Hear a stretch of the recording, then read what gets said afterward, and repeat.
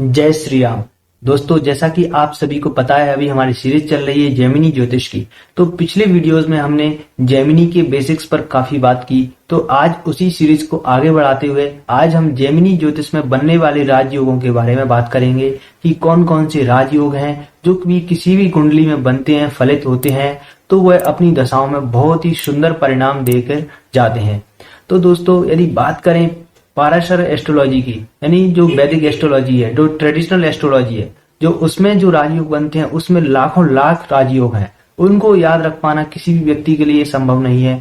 और यदि आप सॉफ्टवेयर वाइज उनको मैनुअली फिट भी कर सकते हैं, फिर भी वहां पर त्रुटि होने की संभावना बहुत अधिक हो जाती है। इसका कारण यह है क्योंकि कब कौन से सूत्र को कितना महत्व देना है और कितनी इंपोर्टेंस देना है, यह आप सॉफ्टवेयर के माध्यम से नहीं कर सकते। इसके लिए आपको किसी एस्ट्रोलॉजर की हेल्प लेनी ही पड़ेगी, तभी जो सॉफ्टवेयर में जो कुंडली बनकर आती है उनके कोई भी परिणाम सटीकता से सही नहीं होते हैं, क्योंकि लाखों लाख राजयोग हैं और उनके बारे में आप नहीं याद रख सकते जब तक इनके बहुत बड़ा डेटा हो जाता है। फिर भी कुछ जो इम्पोर्टेंट राजयोग हैं, जैसे कि केंद्र त्रिकोण है, कुछ नाम आपने सुने होंगे, गज केसरी इत्यादि, तो इनके बारे में चर्चा करते रहते हैं हम सभी। लेकिन और भी कई महत्वपूर्ण अन्य राजयोग होते हैं, उनको बारे में हम इग्नोर कर देते हैं। परंतु जेमिनी की यही सबसे सुंदर खास बात है कि यहाँ पर राजयोगों की संख्या बहुत ही कम है, सीमित है। मात्र 12 तरह के राजयोग बनते हैं, जो भी और इतने हैं कि इनको कोई भी व्यक्ति आसानी से याद रख सकता है। तो फलित करने के लिए यह एक बहुत ही इजी टेक्निक प्रदान करती है। तो आज मैं आपको उन्हीं राजयोगों के बारे में बताऊंगा कि वह किस तरह कार्य करते हैं। तो पिछले वीडियो में मैंने आपको जेमिनी कारकों के बारे में बताया, जैसे कि आत्मा कारक, आमत्य कारक, दर कारक, भ्रातृ कारक, मातृ कारक, ज्ञाति कारक, पुत्र कारक। तो ये 7 तरह के कारक होते हैं। इन कारकों के बारे में आप नहीं जानते हैं तो लास्ट वीडियोज में आप देख सकते हैं, चैनल की प्लेलिस्ट में वो अवेलेबल है। तो इन्हीं कारकों की मदद से हम यहाँ पर राजयोगों का निर्माण करते हैं। तो सबसे अब जानते हैं कि यह कारक कैसे बनेंगे। तो इसमें मुख्य रूप से आत्मा कारक, आमत्य कारक, दर कारक, पुत्र कारक और इनके 5th लॉर्ड, इनके द्वारा ही यहाँ पर राजयोगों का निर्माण होता है। यानी यह जो ग्रह बनते हैं उन्हीं के द्वारा ही जेमिनी राजयोगों का निर्माण होता है। तो इनका अपने आप में एक ऑर्डर है। तो सबसे पहले हम बात करते हैं आत्मा कारक के द्वारा बनने वाले राजयोगों की, जो कि सबसे पावरफुल होते हैं और इनका एक अपने आप में एक ऑर्डर है। तो सबसे पहला राजयोग है आत्मा कारक और आमत्य कारक की युति।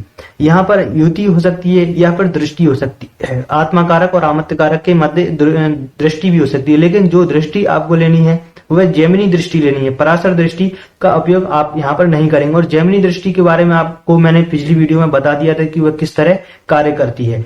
तो यहाँ पर आत्मा कारक, आमत्य कारक की युति होती है या दृष्टि होती है, तो यह सबसे प्रबल राजयोग माना जाता है, जेमिनी राजयोग है। फिर अगला है, यह थोड़े से इससे कम लेवल का अच्छा राजयोग है, आत्मा कारक और पुत्र कारक की युति या दृष्टि हो, संबंध होना चाहिए। फिर तीसरे नंबर पर है आत्मा कारक और 5th लॉर्ड, यानी पंचम भाव का स्वामी आपकी कुंडली में जो कोई भी ग्रह बनता है उसका संबंध हो, तो भी यह एक तरीके से राजयोग माना जाता है। फिर आत्मा कारक और दर कारक की युति या संबंध हो, दृष्टि संबंध हो, तो यह भी एक तरीके से जेमिनी राजयोग की दृष्टि में आता है। अब बात करते हैं हम आमत्य कारक के द्वारा बनने वाले राजयोगों के बारे में। तो आमत्य कारक ग्रह के द्वारा जो राजयोग बनते हैं उसमें सबसे पहले, जैसे कि हम पहले डिस्कस कर चुके हैं, आत्मा कारक और आमत्य कारक की युति या दृष्टि हो, तो वह भी सबसे पहले नंबर का राजयोग माना जाता है। फिर दूसरे नंबर पे आमत्य कारक के द्वारा बनने वाला राजयोग है वह 5th लॉर्ड के साथ में पंचम भाव के स्वामी के साथ में दृष्टि या युति हो, तो भी यह आमत्य कारक के द्वारा बनने वाला राजयोग होगा। तीसरे नंबर पर है आमत्य कारक और दर कारक के द्वारा बनने वाली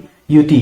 और चौथे नंबर पर है इसमें आमत्य कारक और पुत्र कारक के द्वारा बनने वाला युति या दृष्टि संबंध, जो कि दर कारक का बताया मैंने, वह भी युति या दृष्टि संबंध हो, तो भी यह आमत्य कारक के द्वारा बनने वाला राजयोग माना जाता है।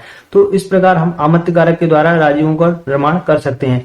लेकिन जो मैंने आपको ऑर्डर बताया है उसको आपको जरूर ध्यान रखिए, क्योंकि जो सबसे पहले नंबर पर है वह सबसे ज्यादा स्ट्रॉन्ग माना जाता है। फिर आगे बात करें पुत्र कारक के द्वारा बनने वाले राजयोगों की, तो पुत्र कारक के द्वारा बनने वाला सबसे प्रबल राजयोग है वह आमत्य कारक के साथ में युति या दृष्टि संबंध हो।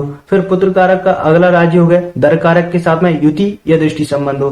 फिर अगला राजयोग है पुत्र कारक का 5th लॉर्ड के साथ में दृष्टि या युति संबंध हो। फिर चौथे नंबर के राजयोग की बात करें, जो कि दर कारक के द्वारा बनता है, तो दर कारक की पंचम भाव के स्वामी 5th लॉर्ड के साथ में दृष्टि या युति हो, संबंध हो, तो भी यह जेमिनी राजयोग की दृष्टि में आता है। अब बात करते हैं दो अन्य राजयोग हैं जो कि एक्सेप्शनल है, जो कि एक तरीके से अब स्पेशल केसेस में काम आते हैं। तो इसमें सबसे महत्वपूर्ण राजयोग है वो है चंद्रमा के द्वारा बनने वाला राजयोग। यदि चंद्रमा पर 4 ग्रहों की कम से कम दृष्टि जाती है और यह दृष्टि जेमिनी दृष्टि होती है अथवा पराशर दृष्टि होती है तो उसको भी आप काउंट में ले सकते हैं। तो यह एक जेमिनी राजयोग होता है और यह बहुत ही सुंदर परिणाम व्यक्ति के जीवन में देता है। यहाँ पर जो चंद्रमा है उस पर आपको एक बात को ध्यान रखना चाहिए कि चंद्रमा पर नकारात्मक दृष्टि नहीं जानी चाहिए, चंद्रमा अफ्लेक्टेड नहीं होना चाहिए, चंद्रमा पर शुभ ग्रहों की दृष्टि होनी चाहिए।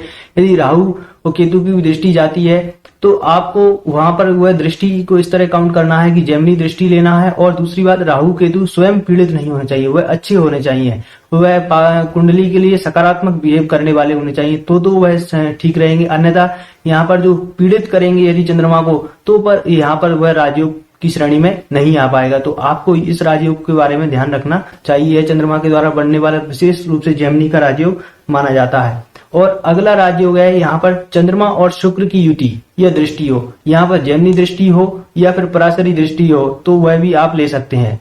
तो चंद्रमा और शुक्र के द्वारा बनने वाला जेमिनी राजयोग होता है। यह राजयोग ना होकर के अपने आप में एक धन योग है और जब भी यह योग बनता है तो व्यक्ति के जीवन में काफी अच्छा धन संपदा देकर के जाता है।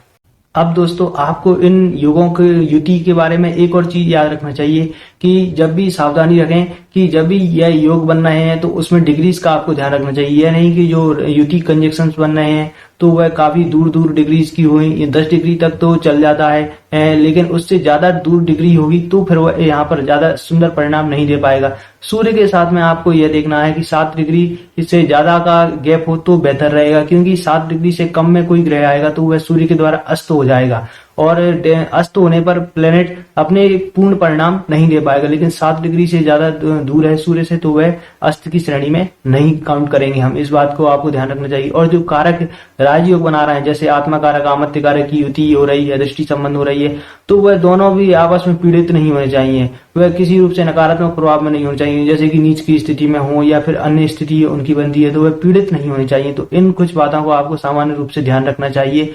तो दोस्तों आज मैंने आपको जनरल रिजल्ट्स बता दिए कि किस तरह जेमिनी के राजयोग बनते हैं। यदि आपकी कुंडली में भी यह राजयोग बन रहे हैं तो वह अपनी दशाओं में अच्छे परिणाम देते हैं। अब आगे मैं आपको बताऊंगा कि यह दशा कब आती है, क्योंकि जब भी ज्योतिष में हम बात करते हैं कि राजयोग तो है पर उनका फल कब मिलेगा तो उनका उत्तर हमें दशा के द्वारा मिलता है।